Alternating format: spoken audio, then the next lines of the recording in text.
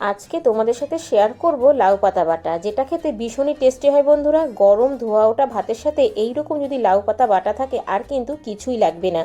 দেখতে থাকো বন্ধুরা আমার আজকের এই লাউ পাতা বাটার রেসিপি। আশা করছি তোমাদের ভীষণ ভালো লাগবে। বাই দ্য ওয়ে, আমি সম্পার ইউটিউব চ্যানেলে তোমাদের সবাইকে ওয়েলকাম। এই লাউ পাতা বাটা করার জন্য আমি এখানে বেশ কয়েকটা কচি লাউ পাতা নিয়েছি বন্ধুরা। এবার লাউ পাতাটাকে খুব ভালো করে জল দিয়ে ধুয়ে পরিষ্কার করে ছোট করে কেটে নেব। লাউ পাতাগুলো দেখতে থাকো। দেখো বন্ধুরা, লাউ পাতাগুলোকে কিন্তু আমি এইরকম ছোট করে কেটে নিয়েছি। ঠিক এইরকমই ছোট করে লাউ পাতাগুলো কেটে নিতে হবে। এবার আমি গ্যাসে একটা ফ্রাই প্যান বসিয়ে দিয়েছি। এবার কেটে রাখা লাউ পাতাগুলো দিয়ে দিচ্ছি।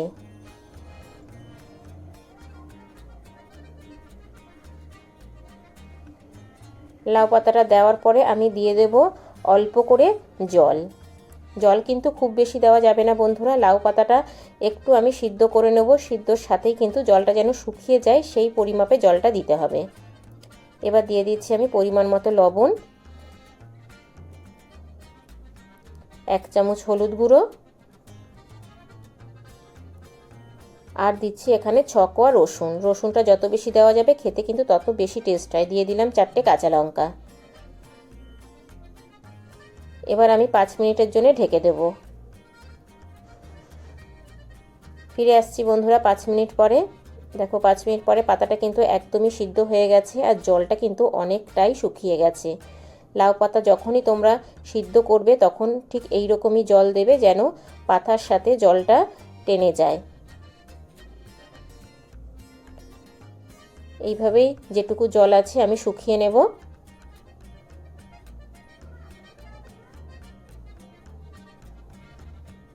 ভীষণই টেস্টি একটা রেসিপি বন্ধুরা। যারা লাউ পাতা বাটা খেয়েছো তারা তো জানোই, আর যারা এখনও লাউ পাতা বাটা করে খাওনি বিশেষ অনুরোধ রইল এইভাবে একবার লাউ পাতা বাটা করে খাওয়ার জন্যে।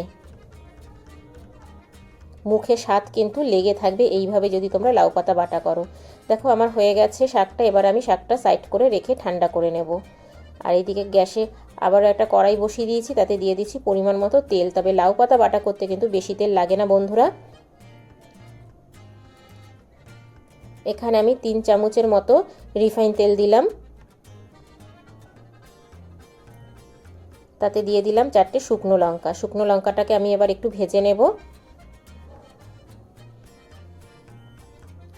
দেখো শুকনো লঙ্কাটা আমার ভাজা হয়ে গেছে। এবার আমি শুকনো লঙ্কাটা একটা প্লেটে তুলে নেব।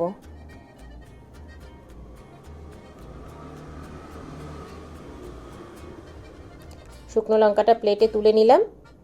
এবার ওই তেলের মধ্যে দিয়ে দিলাম আমি 1 চামচ কালো জিরে,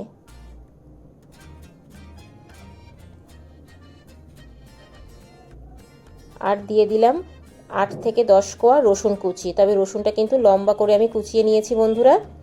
আর দিয়ে দিলাম একটা মিডিয়াম সাইজের পেঁয়াজ কুচি। কালো জিরার সাথে রসুন আর পেঁয়াজটা একটু ভালো করে ভেজে নেব।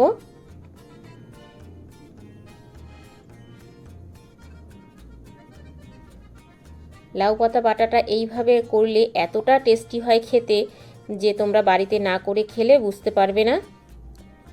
এবার পেঁয়াজটা ভাজা হোক। এইদিকে দেখো আমি একটা মিক্সির বাটি নিয়েছি, তাতে লাউ পাতাটা দিয়ে দিচ্ছি। যেই লাউ পাতাটা আমি সিদ্ধ করে রেখেছিলাম ঠান্ডা হয়ে গেছে। এবার আমি মিক্সিতে পেস্ট করে নেব। তোমরা চাইলে শিলনোড়াতেও পেস্ট করে নিতে পারো।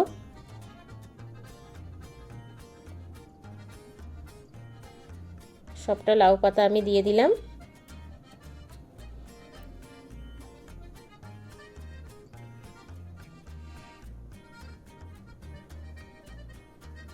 এবার আমি পেস্ট করে ফিরে আসছি। দেখো বন্ধুরা পেস্ট করা আমার হয়ে গেছে। দেখো পেস্টটা কিন্তু খুব স্মুথ হয়েছে। এইরকমভাবেই কিন্তু পেস্ট করে নিতে হবে। আর এইদিকে দেখো আমার পেঁয়াজটা কিন্তু ভাজা হয়ে এসেছে। তবে পেঁয়াজটা কিন্তু খুব বেশি ভাজা যাবে না বন্ধুরা।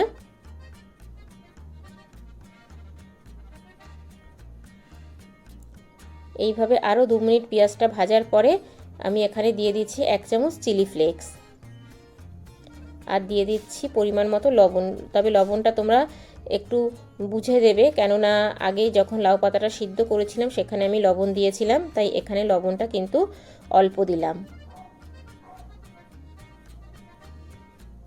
পেঁয়াজের সাথে লবণ আর চিলি ফ্লেক্সটা ভালো করে একটু ভেজে নিলাম। এবার আমি যে পেস্ট করে রেখেছিলাম লাউ পাতা সেটা দিয়ে দিচ্ছি।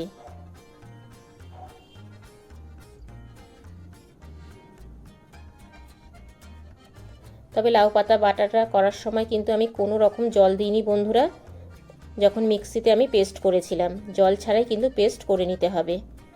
এবার দেখো লাউ পাতাটা দিয়ে ভালো করে আমি মিশিয়ে নিচ্ছি।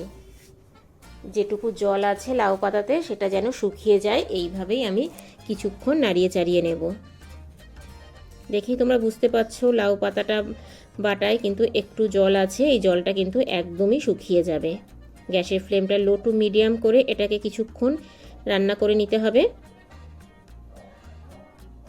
তো দেখো বন্ধুরা, কিছুক্ষণ রান্না করার পরে কিন্তু অনেকটাই জলটা টেনে গেছে, দেখেই তোমরা বুঝতে পারছো, আর কড়াই থেকেও কিন্তু ছেড়ে যাচ্ছে।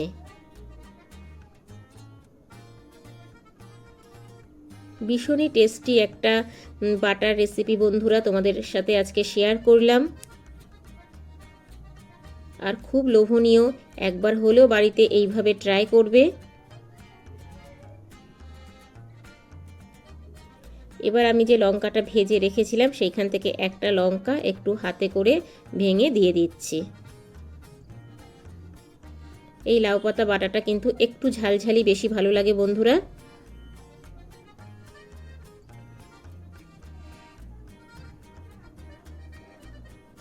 লঙ্কাটা আমি দিয়ে দিলাম।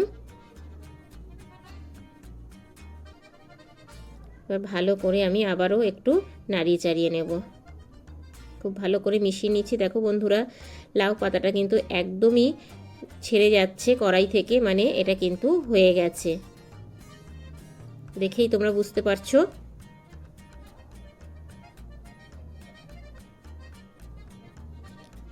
এই দেখো বন্ধুরা কতটা লোভনীয় লাগছে দেখতে।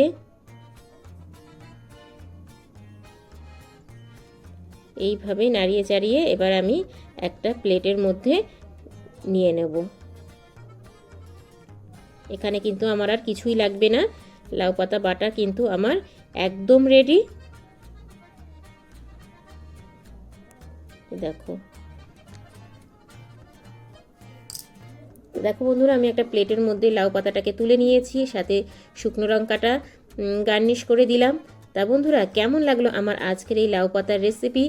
ছোট্ট একটা কমেন্টস করে জানিও, কারণ তোমাদের ছোট ছোট কমেন্টস আমাকে ভিডিও করতে অনেক বেশি উৎসাহ দেয়। বাই দ্য ওয়ে, এতক্ষণ দেখছিলে শম্পার ইউটিউব চ্যানেল। আবার দেখা হচ্ছে তোমাদের সাথে নেক্সট কোনো নতুন রেসিপিতে। ততক্ষণের জন্য টাটা, বাই বাই। সবাই ভালো থেকো, সুস্থ থেকো। আর আমার চ্যানেলেকে যদি নতুন ভিজিট করে থাকো, আমার চ্যানেলটাকে সাবস্ক্রাইব করে পাশে থাকা বেল আইকনটা অল করে দিও। যখনই আমি নিত্য নতুন ভিডিও আপলোড দেব তোমাদের কাছে পৌঁছে যাবে।